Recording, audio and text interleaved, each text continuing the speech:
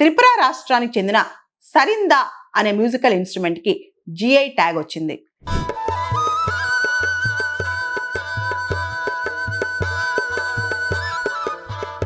ఈ సరిందా అనేది stringed musical instrument, అంటే తీగలతో కూడిన ఒక వాయిద్యం అనమాట. మనం చూస్తే వయలిన్, వీణ, సితార్ ఇవన్నిటిలో కూడా స్ట్రింగ్స్ ఉంటాయన్నమాట. అలానే సరిందాలో కూడా ఉంటుంది.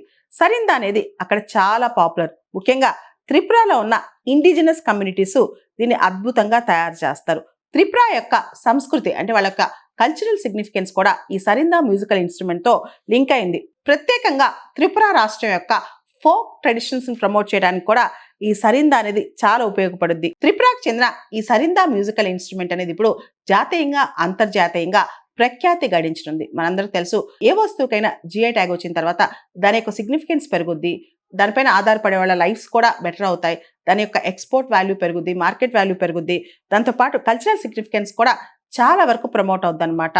త్రిపురకు చెందిన క్రాఫ్ట్స్మెన్ అండ్ ఆర్టిజాన్స్ ఎవరైతే ఈ సరిందా మ్యూజికల్ ఇన్స్ట్రుమెంట్ తయారీలో కీలక పాత్ర పోషిస్తారో వాళ్ళకి ఎంప్లాయ్మెంట్ ఆపర్చునిటీస్ పెరుగుతాయి. అంతేకాదు, సరిందాతో కలిపి త్రిపురలో 4 వస్తువులకి జిఐ ట్యాగ్ ఉంది. ఒకటి త్రిపుర క్వీన్ పైనాపిల్, రెండోది రీసా అండ్ పచ్చరా, దాన్ని రిగ్నా అని కూడా పిలుస్తారనమాట. అది త్రిపుర ఇండిజినస్ కమ్యూనిటీస్ వేసుకునే ఒక ట్రెడిషనల్ అటైర్ అనమాట.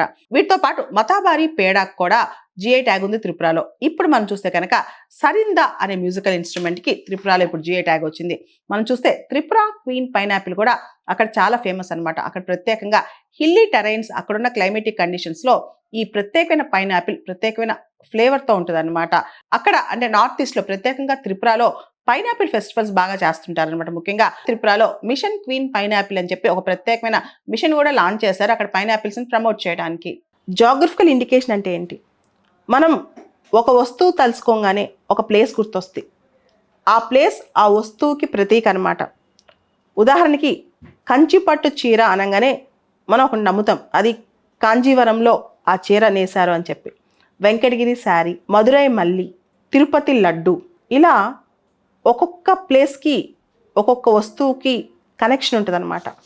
సో బేసికల్గా ఆ ప్రాంతం నుంచి వచ్చింది ఆ వస్తువు అనే దానికి ఏదైనా ఒక సూచిక ఉండాలి కదా, ఏదైనా ఒక ఇండికేషన్ ఉండాలి కదా.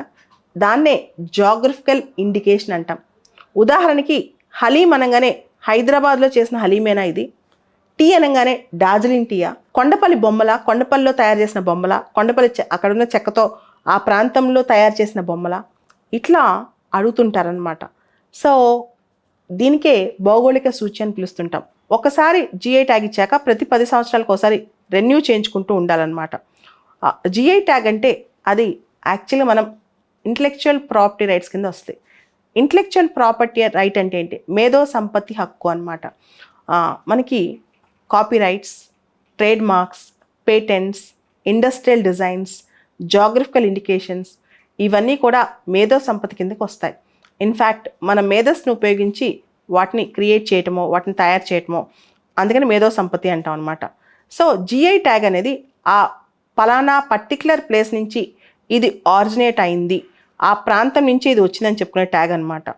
యాక్చువల్గా వరల్డ్ ట్రేడ్ ఆర్గనైజేషన్ కింద ట్రిప్స్ అగ్రిమెంట్ అని ఒక అగ్రిమెంట్ జరిగింది. ట్రిప్స్ అంటే trade related intellectual property rights. ఆ అగ్రిమెంట్లో ఈ జిఐ ట్యాగ్ ఉంది. ఇండియా WTO సభ్యురాలు కాబట్టి, ఇండియా ట్రిప్స్ అగ్రిమెంట్లో మెంబర్ కాబట్టి ఇండియా స్పెషల్గా ఒక చట్టం చేసిందనమాట. ఆ చట్టమే geographical indications of goods registration and protection act 1999 అనే చట్టం. ఈ చట్టం 2003 నుంచి అమల్లోకి వచ్చింది. ఈ చట్ట ప్రకారం జాగ్రఫికల్ ఇండికేషన్ రిజిస్ట్రీ కూడా మనం స్టార్ట్ చేసాం. ఈ registry department for promotion of industry and internal trade DPIIT కింద పనిచేస్తానమాట. Department for promotion of industry and internal trade కింద.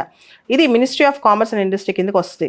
సో దీంతో పాటు జాగ్రఫికల్ ఇండికేషన్స్ అనేవి article 1 clause 2 and article 10 of Paris convention కింద ఇంటలెక్చువల్ ప్రాపర్టీ రైట్స్ సంబంధించి కూడా డిస్కషన్లోకి వచ్చాయి. ఓవరాల్గా చెప్పాలంటే అగ్రికల్చర్ ప్రోడక్ట్స్ కానీ, ఫుడ్ స్టఫ్ కానీ, వైన్ అండ్ స్పిరిటెడ్ డ్రింక్స్ కానీ, హ్యాండీక్రాఫ్ట్స్ కానీ, ఇండస్ట్రియల్ ప్రోడక్ట్స్ కానీ వీటన్నిటికి కూడా జిఐ ట్యాగ్స్ వస్తుంటాయి అనమాట.